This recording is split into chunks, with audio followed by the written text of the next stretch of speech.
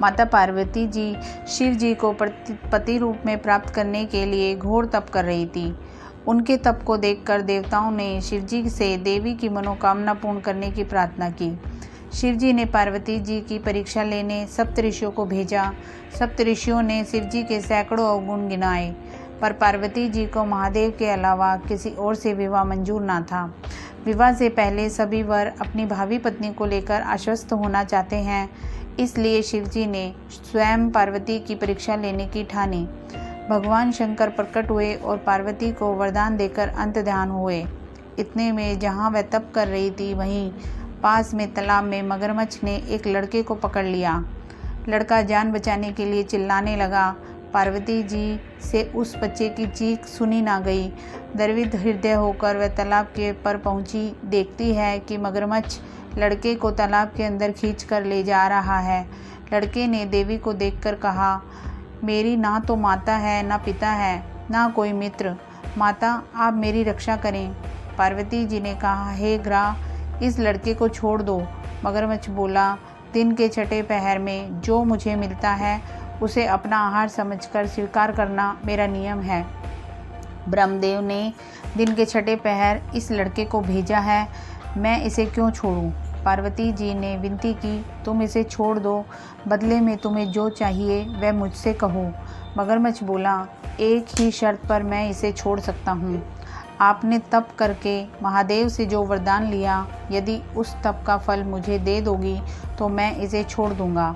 पार्वती जी तैयार हो गई। उन्होंने कहा, मैं अपने तप का फल तुम्हें देने को तैयार हूँ, लेकिन तुम इस बालक को छोड़ दो। मगरमच्छ ने समझाया, सोच लो देवी, जोश में आकर संकल्प मत करो। हजारों वर्षों तक ऐसा तप किया है, वह देवताओं के लिए भी संभव नहीं। उसका सारा फल इस बालक के प्राणों के बदले चला जाएगा। पार्वती जी ने कहा, मेरा निश्चय पक्का है, मैं तुम्हें अपने तप का फल देती हूँ, तुम इसका जीवन दे दो। मगरमच्छ ने पार्वती जी से तप दान करने का संकल्प करवाया। तप का दान होते ही मगरमच्छ का देह तेज से चमकने लगा। मगर बोला, हे पार्वती, देखो, तप के प्रभाव से मैं तेजस्वी बन गया हूँ। तुमने जीवन भर की पूंजी एक बच्चे के लिए व्यर्थ कर दी। चाहो तो अपनी भूल सुधारने का मौका और दे सकता हूँ। पार्वती जी ने कहा, हे ग्रह, तब तो मैं पुनः कर सकती हूँ, किंतु यदि तुम इस लड़के को निगल जाते तो क्या इसका जीवन वापस मिल जाता? देखते ही देखते वह लड़का अदृश्य हो गया। मगरमच्छ लुप्त हो गया। पार्वती जी ने विचार किया, मैंने तप तो दान कर दिया है, अब पुनः तप आरंभ करती हूँ। पार्वती ने फिर से तप करने का संकल्प लिया। भगवान सदाशिव फिर से प्रकट होकर बोले, पार्वती, भला अब क्यों तप कर रही हो? पार्वती जी ने कहा, प्रभु, मैंने अपने तप का फल दान कर दिया है। आपको पति रूप में पाने के संकल्प के लिए मैं फिर से वैसा ही घोर तप कर आपको प्रसन्न करूंगी। महादेव बोले, मगरमच्छ और लड़के दोनों रूपों में मैं ही था।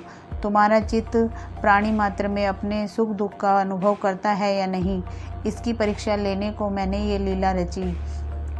अनेक रूपों में दिखने वाला मैं ही एक ही हूँ। मैं अनेक शरीरों से अलग निर्विकार हूँ। तुमने अपना तप मुझे ही दिया है, इसलिए अब और तप करने की जरूरत नहीं। देवी ने महादेव को प्रणाम कर प्रसन्न मन से विदा किया। धन्यवाद दोस्तों। कहानी पसंद आई हो तो इसे लाइक कीजिए और मेरे चैनल को सब्सक्राइब कीजिए। धन्यवाद।